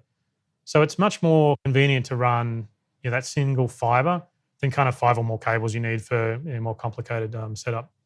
So what does this mean for Ursa Broadcast and sort of the options we have for studio cameras? I think it's worth kind of looking at that. So I think if we come back across here, I think we start out with a great entry level.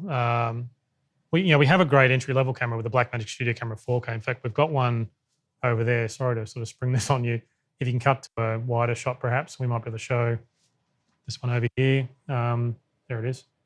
So the Blackmagic Studio Camera. I'm going to get a close up of that. It's an all-in-one studio camera with 12G SDI. It's obviously got a built-in monitor, but it uses micro Four Thirds lenses. It's that original studio camera kind of revolutionized small studio and live events production.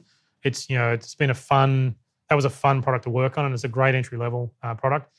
So we've always been, it's one of those products that we kind of really love. It's such a unique design. It's a great entry level. Another alternative is the Micro Studio Camera 4K, which is the one here. It's very small, so you can hide it on set. So these have been the studio cameras that we've had, but now with Ursa Broadcast, the studio camera range we have can get much higher end. When you think about how Ursa Broadcast can grow with you, it's pretty powerful. So I think it's worth showing the way Ursa Broadcast can sort of be transformed, just to sort of summarize that in a way, so you can kind of see how it can be configured in different ways.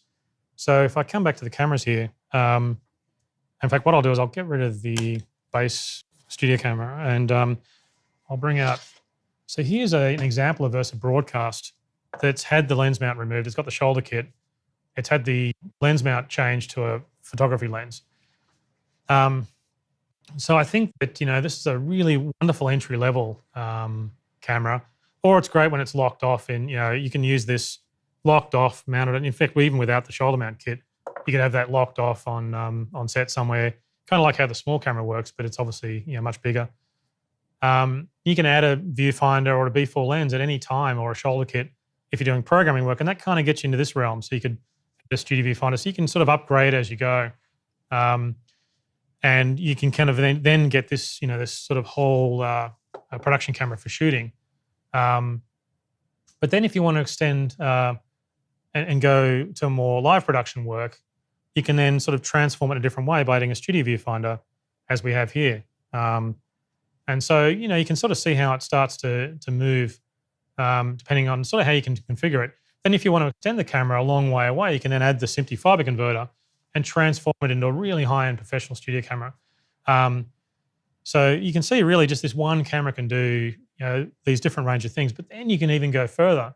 You can go all the way up to the very top of studio broadcast style cameras. So if we come across here, we haven't showed this yet, and we've got a shot of that, but we've got a big box lens on the camera. If I'll move it into the shot a bit, we've got it on one of the proper pedestals, and you can see you've got all the controls and massive lens. All the studio controls, it's probably up a bit high for me. So it really is amazing what this camera can do. It's, we've really, developed this sensor to capture as much detail as possible. The body's got enough flexibility to do all this. I mean, we've got, great amounts of light coming in, but wonderful depth of field. You can configure the camera for news, sport, music, events. The viewer can see much more detail and action in the image than, with this camera. It's perfect for a beginner. And then it upgrades shooting for live work all the way up. It's got 3D LUTs, so you can bounce the camera, or you can use the camera control from the switcher. We've got new levels of affordability for high-end broadcasters. But the whole broadcast chain normally costs sort of 10 or 20 times as much, thousands of dollars. So I think that what this means is we can sort of reach out to smaller broadcasters, also web broadcasters. This is there's now sort of a cost benefit for traditional broadcasters to allow them upgrade to Ultra HD. This is an Ultra HD chain. But newer web, emerging web broadcasters, broadcasters can now use the same professional tools. There's just no limits to, based on, there's no class difference, I guess would probably be the best way to explain that. And if you're a freelancer, you can now work for web broadcasters with the same tools, or you can upgrade your tools and, use the lenses and everything you already have and the batteries you have. I mean, there's just such a much wider range of companies that you can work for now if you're a freelancer. The web broadcast guys really, they haven't, they've been able to now, they know they can get the talent of kind of the high-end freelance guys.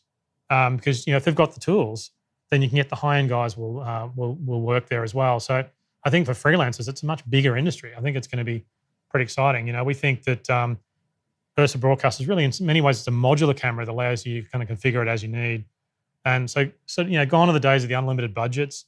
You don't want to buy 3 different kinds of cameras for this kind of work. So I think that, this camera can become, it's 3 or 4 different cameras in one based on how you can configure it.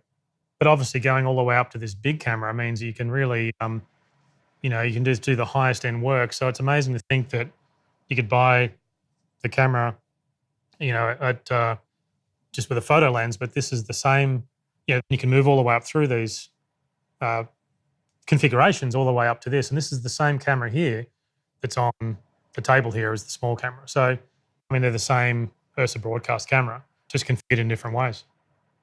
So where does that leave us? So we do have one more thing that I think it's important to talk about, but we'll head back down to the rack down here so you can see the some of the configuration. So I've got a 4ME Broadcast Studio in the rack here. In fact, as I said before, it's actually an upgraded 2ME Broadcast Studio 4K. And I've also got a couple of Blackmagic Fiber Studio converters in the rack behind me here as well. And normally those fiber converters would be installed in the back of the rack, but I wanted to put them in the front of the rack here so you can see them and I can plug in. Now these are connected up to the 4ME Broadcast Studio here, and I've been running the advanced panel down here to control the switcher through the whole press conference here. So what I really wanted to do is, while I've got this all connected up, is talk about camera control and sort of how we've been doing it now. So if we could just switch across to the software UI, you can see the software UI. And if I click on the camera tab, this is currently how our switches talk to the cameras. What happens is the control happens through here. It goes, essentially the switcher is actually the master. It's talking to the cameras. And this is the software interface that tells the switcher what the cameras should do. Lens control, the color correctors that are built into the cameras and things like that. Now, it works, but it's harder to do than a camera color and control via software. It works and it's free, obviously, because it's included with the software, but it is a bit tricky to do. So what's missing is some really good camera control, and we need to fix that.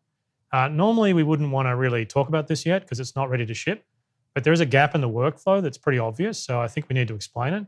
And so what I want to show you is it won't be shipping until May or June, but I think it's pretty important to show.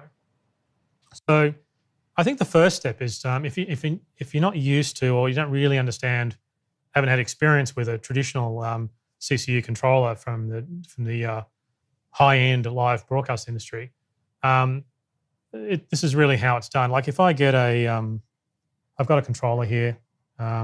These are the units that are used to control cameras for live performance. You've got a bunch of controls. Now the problem with this, apart from being expensive, is you've actually got to cut a hole in the bench with one of these. You've got to use a saw to chop a hole in the bench to install that. So I don't know whether that's really, it's a bit intrusive. So I don't know if you did a wedding video and you went along to do a high-end wedding video, live wedding videos are awesome. I've seen some of the work our customers have been doing. I don't think you're going to get too happy if you started cutting all this stuff up. Plus also, I'll get rid of this. Wow, it's heavy. A lot of stuff under here. The other thing too is it pokes through the desk, so you're always banging your legs onto them. But they are really nice to use. You get all the controls. So we think that the challenge for us was to, I'll get rid of this, was to design something that works in that traditional way. It's got all those controls that everybody expects, but it's got to be desktop mounted. And also the design needs to look nice and modern. So what I want to show you is what we've developed. Been working pretty hard on it. In fact, I'll make some space to bring it out. I'll get rid of the computer here, actually. I'll fold that up. Just bear with me. I'll put this over here. And I'll move this across so we can get make some space for ourselves. And I'll bring out what we've been working on. So this is the ATEM advanced camera control. There it is there. I'll put it in the right spot so you can get a shot of that. There it is. And so you can see it matches the design of the new 1ME Advanced panel, but it's got all the traditional controls. So it's instantly usable. There's no retraining required for anyone that's high-end.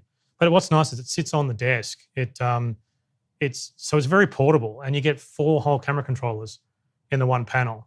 So it's very affordable. So it just plugs in using Ethernet, just like the other one. I've got it looped through the panel here. This is the connection that was actually plugged into the computer. I've got a AC power supply.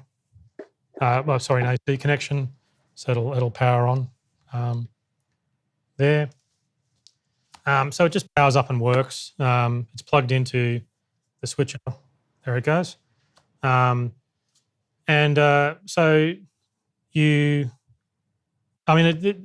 this is, it's basically, they're 4 independent channels. Now what you can do is you can control, there's 4 controllers on here, but you can actually control more cameras because you can adjust the camera number down here. Where is it? Sorry, that one. There it is. Sorry, that was on air, so of course I couldn't control the camera number. It's another one of those safety things to stop you screwing up when you're on air. So you can just change the knob and you can adjust the camera number. You can see that the camera number is actually displayed on the LCD, but it's also displayed down here. So it's very, very clear to see which cameras you're controlling, which is really important because you don't want to be hitting the wrong camera, so it's very important. And the cameras turn red when they're on air, so you can see the colors change. And I've actually also I was using camera 3 into the Kia before, so I've still got that working. It's very easy to use. If you see this big knob here, if you haven't used one of these before, I can go through just a few quick explanations. I want to go into too detail because obviously the videos, the stream will get too long, but this big knob is adjusting the iris. So as I adjust that, it'll adjust the iris on the camera. And I'm adjusting camera 2 here, and you can see the big lenses. I don't know if you can get a shot of that actually. As I adjust camera 2, you can see there's a indicator. I don't know if you want to go in a bit closer on that, but you can see there's an indicator on the side of the lens, on the box lens that's going up and down. So I'm controlling the iris using that large knob. And so you can see the iris setting also down here on the display. If I can get another close-up of the panel, I'm not sure if I can get a shot of that. You can see, can you get the top shot from above? Might be a bit better to see actually. It's a bit of a angled shot. Not sure if you get, thought we had a camera that was higher up. So that iris display is there. Now the big knob gives you a really nice smooth control, and the broadcast lenses actually support that smooth control. The photo lenses are, the iris is more jumpy, but the broadcast lenses support that. The big knob also rotates. There's a rotation. I'll move that down forward there so you can see that. But underneath there's a rotation, and that's the master black control. And you can see the rotate, when I rotate that, it adjusts the master black. And you can also see that on the, I should move my hand out of the way so I think you can see that. I'm not sure if you can see that, but the master black settings down there. So this is all the same as any traditional CCU. It's a very normal way for things to work. There's also a coarse knob, sets the limits of the iris control for the big knob. There's also a sense knob that sets the sensitivity of the iris control on that large knob. There's also an IRIS-MB active button, which is down there. What that lets you do is basically disable that big knob. So if you're doing some fine adjustments, you don't bump the knob, you can kind of disable it with a button push. You can still use the other controls, it's just that big knob is disabled.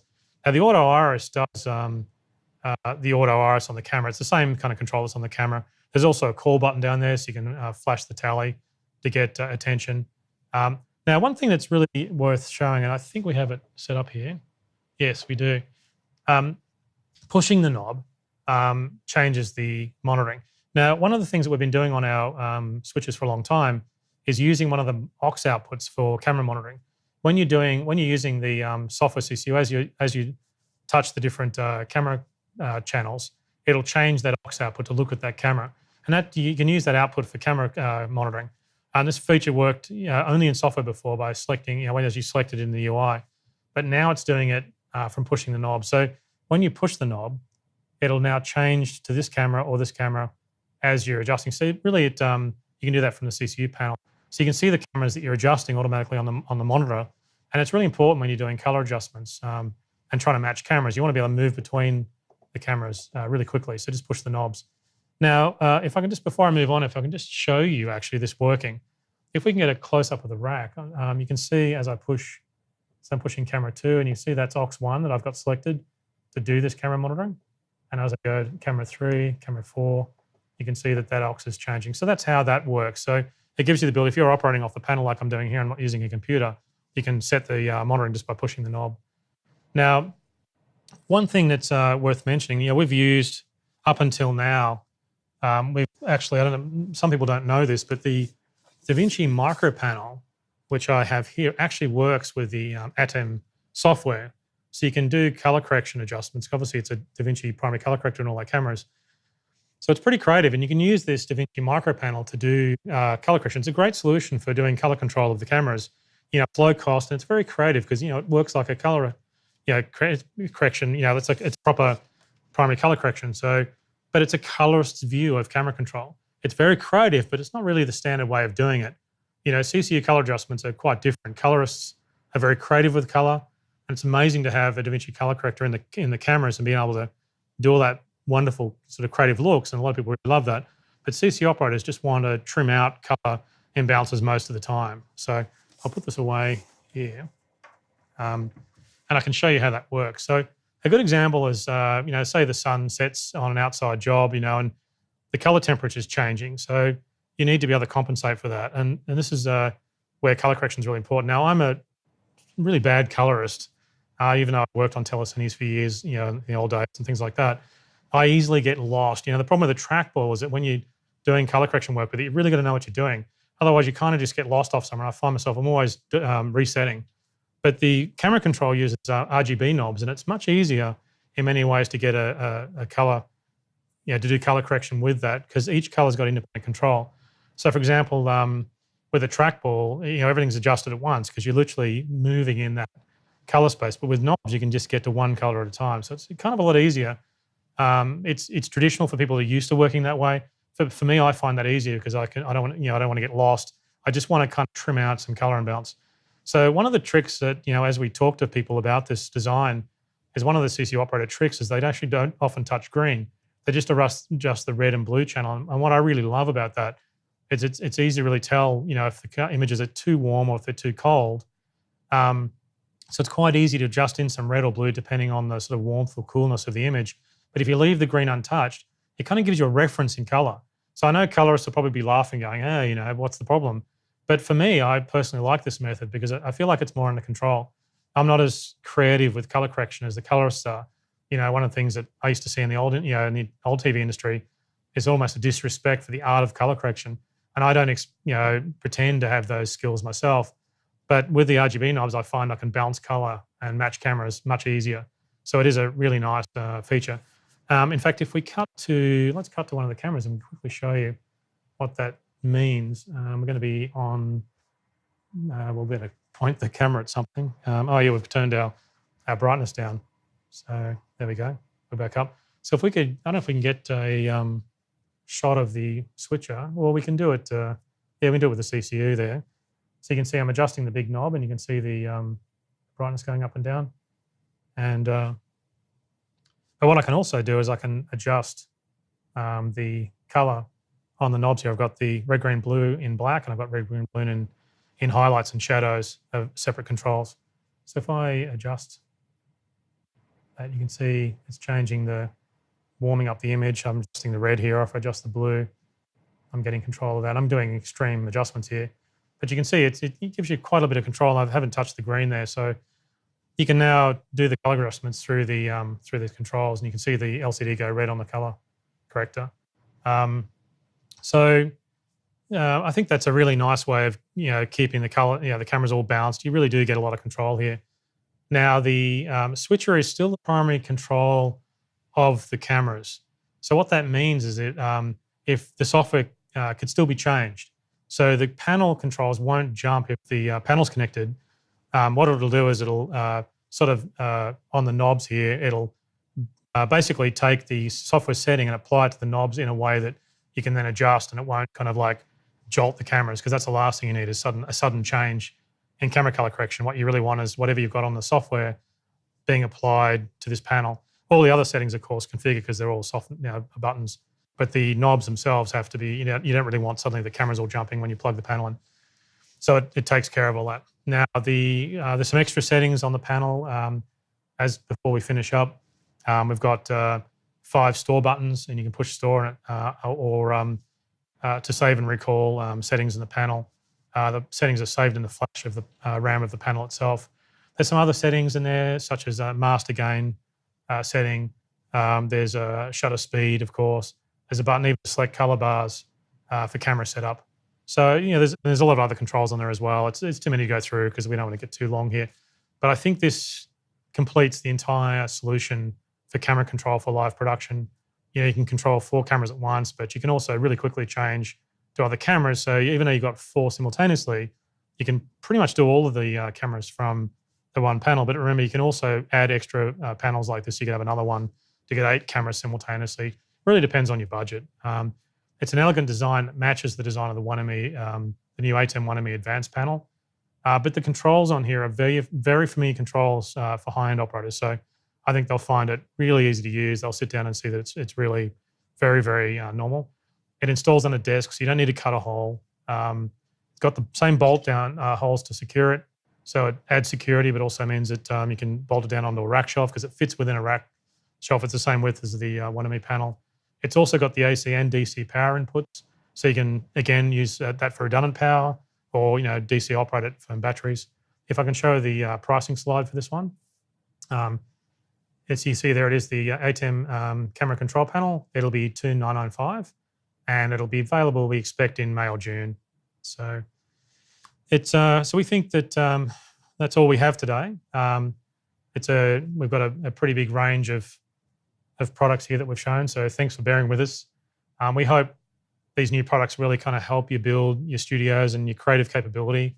That's the thing that really matters deeply to us, is how much creative capability that you get from these products. We really hope that it helps traditional broadcasters upgrade to Ultra HD. We also hope that web broadcasters can access, truly professional tools that operate in a professional way. And so then we hope that, that these high-end freelance guys that have got incredible talents can work with a much wider range of companies, and they can just get more work in general, or even buy some of their own gear and bring that along to their clients. So we think the products look really nice together. We haven't really said no to features in any way on these products. We've just said yes to everything. It's great to just have everything you could possibly ever want. We really hope in some ways that these products will help change broadcast for the better. I think the engineers who've worked on these have done a wonderful job. I personally want to thank the engineers and designers here at Blackmagic that have worked on these products. It's a privilege to work with these guys. It's an amazing, when you see all the products together, we're all surprised because all the groups are working on them independently, and then you see them all together like this. It's pretty amazing. So again, we'd like to also thank you guys for your support. It means a lot to us, and we couldn't do any of this without you. It's worth noting that it's worth following us on Twitter and Facebook so you can get updates. We don't like emailing people because it's kind of intrusive. I think, emails are kind of annoying. We do it occasionally. We'll probably do an email about these products. But keep at, we do a lot of updates that we give away for free, such as the TourMe switcher upgrade to ForMe. We just did a really big update to DaVinci Resolve, and we posted that on Twitter and Facebook. We didn't email. So if you keep track of those, you'll be able to see any of the updates for your products. And we often get surprised how many people running older software versions when we've got a lot of new stuff that we've added to newer software versions, and we're doing that all the time. So we hope to see you soon and get some feedback on these new products at the next show.